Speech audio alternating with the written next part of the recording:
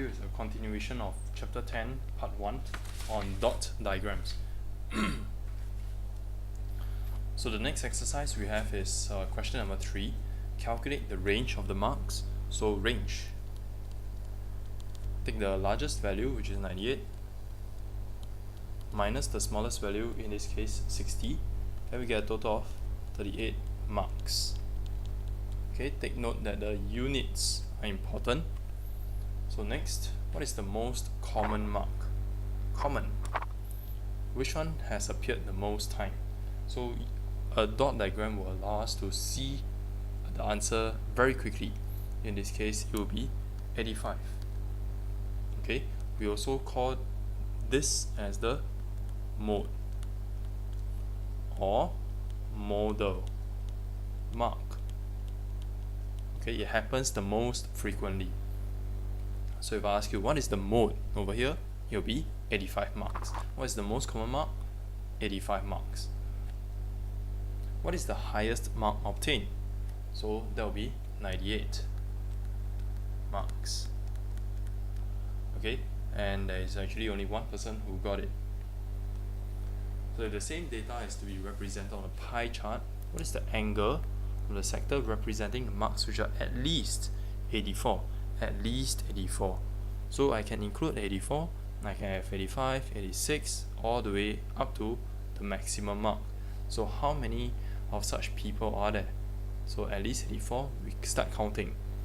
1, 2, 3, 4, 5, 6, 7, 8, 9, 10, 11, 12, 13, 14, 15, 16, 17.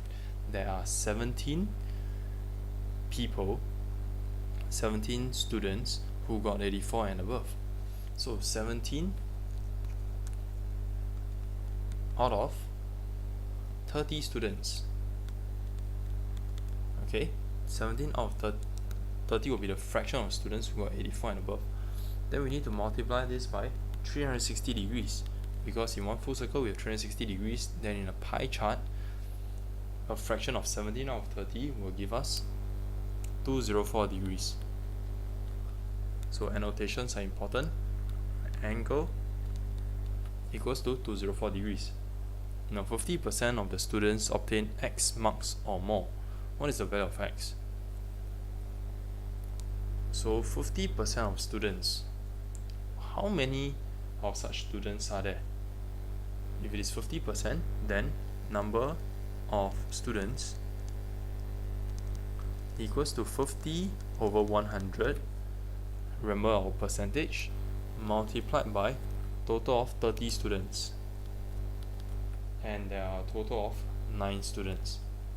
So 9 students, they obtain X or more, value of X. So since they obtain X or more, we should be counting from the back. Okay, so this one person, total 3, 4, 5, 6, 7, 8, 9. Okay, so this is, and it is until here we are interested in this portion. These are the 9 people who obtain X or more. Therefore, the value of X must be 85.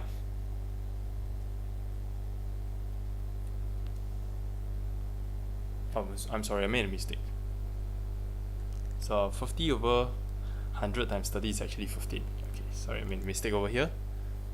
So 9, 10, 11, 12, 13, 14, 15. Okay, we are interested in these people over here. So these are the 50%. And they scored how much? 85 or more. So the value of X, so this symbol means so, or therefore X must be equals to 85. Next, 80% of the students fail the quiz. 30% of students fail the quiz. Find the minimum mark to pass. 30%. So how many are there? 30 out of 100. That's 30%. Times 30 students, we get 9. So earlier on we counted 9, right? And okay, 30% failed the quiz. So the bottom 9 people, who are they? 1, 2, 3, 4, 5, 6, 7, 8, 9. These people failed the quiz. So if you get 69 marks, it is still a fail. Therefore, the passing mark must be 70. So minimum mark to pass equals to 70 marks. Okay, so next, Mark, he rolled a 5-sided dice 20 times, and the results are as shown. This is a 5-sided dice, so you will not see number 6 appearing. So now we are going to practice drawing our dot diagram. Use a ruler and a pencil. We will need one horizontal line, and we have the values 1, 2, 3, 4, and 5. Okay, every time you put in a dot, you strike it off so that you don't double count it. So 1, and it appeared twice. What about 2? 1, 2, 3. Okay, 1, 2, and 3. Try and space your dots out evenly so that at one glance you can tell which number occurred most frequently. Next, we have the number 3. So 1, 2, 3, 4, 5, 6, 7, 8, 9. 1, 2, 3, 4, 5, 6, 7, 8, and 9. Next, the number 4. 1, 2. So you appeared twice. Finally, the number 5. 1, 2, 3, 4. Okay, this is not a good example of spacing it out, but because there's a lack of space. Find the percentage of times the number appear on the dice is even. So for even numbers, we'll be looking at these outcomes. So percentage of it being even will be 3 plus 2, because it appeared a total of 5 times, divided by the total number of times it was rolled, which is 20 times 100%. Then it gives us 25%. So what conclusion can you draw from the distribution? Again, things like we shouldn't really talk about clustering now because the numbers are all over the place, but we can say that the mode is 3. Very clearly, 3 kept appearing. The mode is 3. You can talk about the range also. The range is 5 minus 1, which is 4. Okay, because the dice only has 5 sides. So this is your homework due on Wednesday. Next one, exercise 5. Okay, so here we have a different representation of dot diagrams. Instead of dots appearing only at the top, we see that some of the dots appear at the bottom, and we notice that there's this males at the top, there is females at the bottom. So logically, all the dots at the top, these are for males, and those at the bottom, females. Okay, it's just trying to combine 2 dot diagrams together.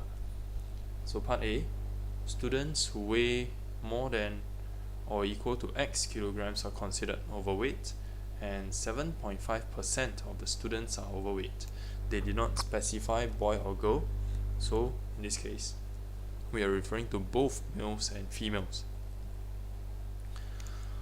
Since there are a total of 40 students, let's find out what 7.5% of 40 is. Okay, so 7.5 over 100 times 40 equals to 3 students. Overweight. So we must be looking for the 3 students with the largest masses. That will be over here. So the value of x equals to 66. Put in the units if you want to. Okay, next question. Again, we are using a pie chart to represent data of weight of students, angle from 55 to 60 kilograms. So annotation, angle, we want the number of students weighing 55 to 60 kilograms. So let's identify them first. Okay, these are the students. How many are there? 1, 2, 3, 4, 5, 6, 7, 8, 9, 10, 11, 12, 13. Total of 13 students. 13 out of 40 times 100%, times 360 degrees to give us 117 degrees. So percentage of female students who weigh more than 45 kilograms, female only, more than 45. So we're not including 45. These are the ones. How many? 1, 2, 3, 4, 5, 6, 7, 8, 9, 10, 11, 12, 13, 14.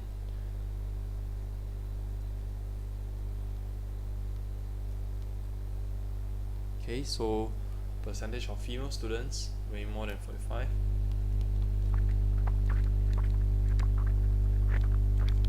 14 out of 20 times 100%.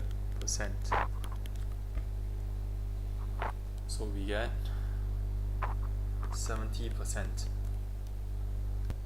Next, the range of the masses of the male students. So range is going to be the largest value minus the smallest value, but this time it is only for male.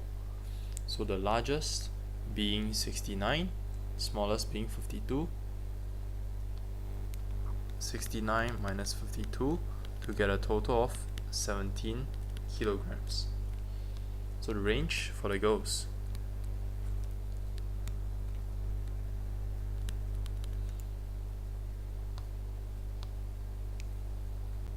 Range for the girls, the greatest mass is 57. The smallest mass is 42. So 57 minus 42 to get 15 kilograms.